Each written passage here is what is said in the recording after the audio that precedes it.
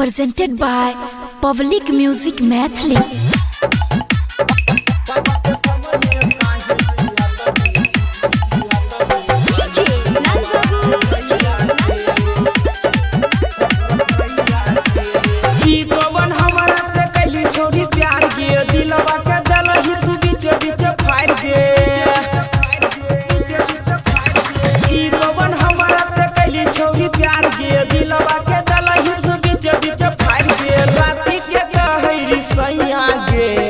पापा के सामने काहे छिहतरी काली तू हमारा के भैया के।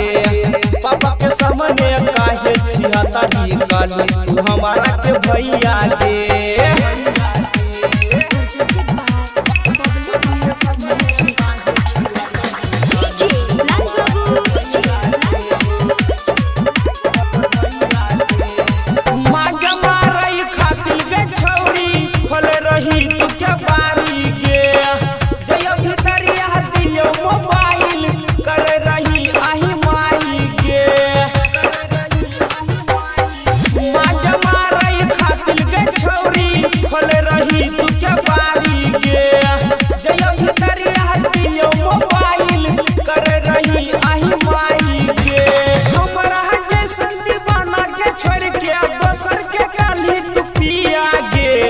पापा के सामने काहे छिहतरी काली तू हमारा के भैया के।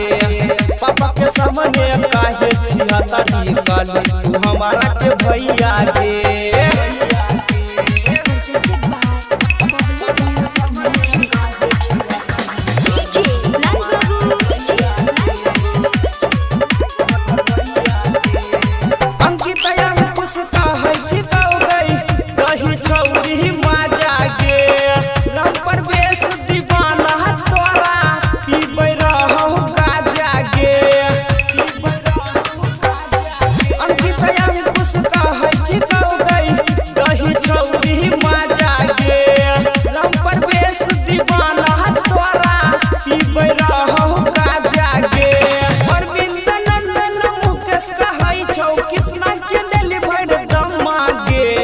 पापा के सामने काहे छिहतरी काली तू हमारा के भैया के।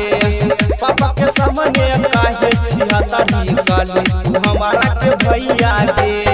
Recording studio public music Dudhpura बाजार।